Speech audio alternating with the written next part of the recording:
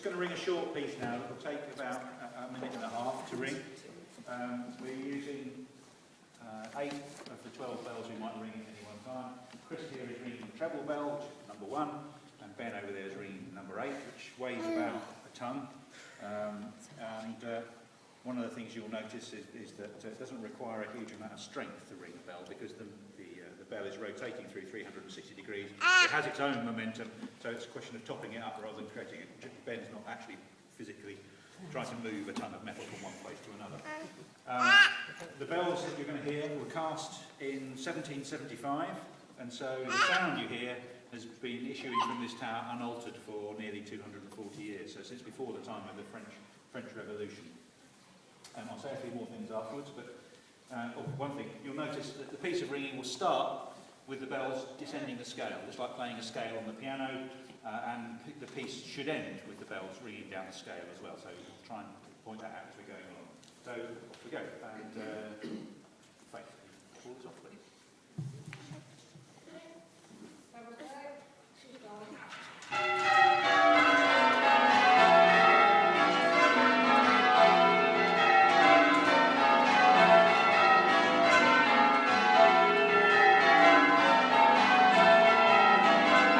Hear the bells running down the scale. 1, 2, 3, 4, 5, 6, 7, 8. 1, 2, 3, 4, 5, 6, 7, 8.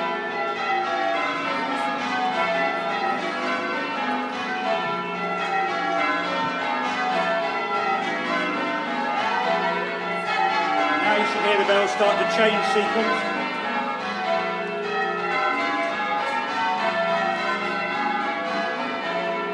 The objective is to ring with a nice even rhythm, so it sounds like you don't always achieve it.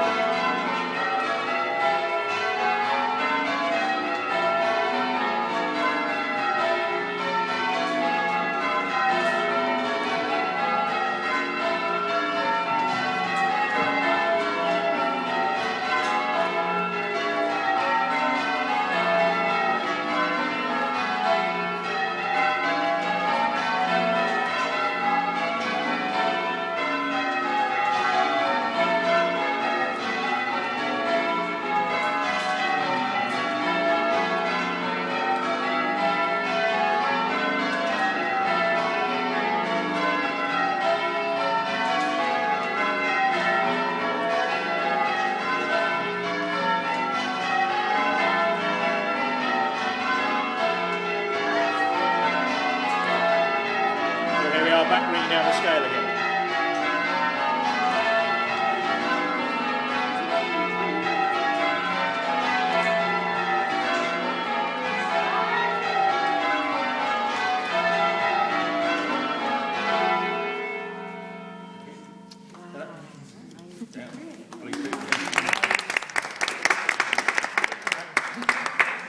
That was a fairly simple set of changes that you would do when you were first starting out on your change ringing career, so to speak. But two things I would point out. Firstly, Faith, who issued the instruction to start and stop, was known as the conductor of that piece. And unlike the symphony orchestra, she wasn't standing on a rostrum with a baton telling everybody what to do, she was taking part. And that's quite normal in ringing, that the conductor of a piece will be a member of the team and taking part. The other thing you would have noticed was that nobody was reading any music. Nobody was referring to anything to understand what they were doing. It was all done from memory. And rather than memorising great big long sequences of numbers, what we tend to memorise is patterns. And that was a fairly simple piece, but this is something that we might ring on a regular practice or on Sunday morning. This is called Yorkshire Maximus. It's a piece of ringing involving 12 bells. And would take about 25 minutes to ring it in its entirety. And what we memorise is this pattern, this blue pattern you can see on the page. We hold that in our memory. So rather than trying to memorise numbers, this is a kind of shorthand that we use. And everybody who is ringing in that piece would memorise the same pattern, but start at a slightly different point along that pattern. And it all interlocks together to make a whole piece, so to speak. And this is typical. There are far more complicated ones than this that people set challenges to memorise, but that's a fairly straightforward one. So, if there are any questions, there are several ringers around the town, so do please ask. Thank you for taking the time to come up and see us. And have a go, you can try one.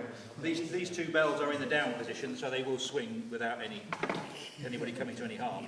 So by all means, have a go while you're here. Yeah, you're looking.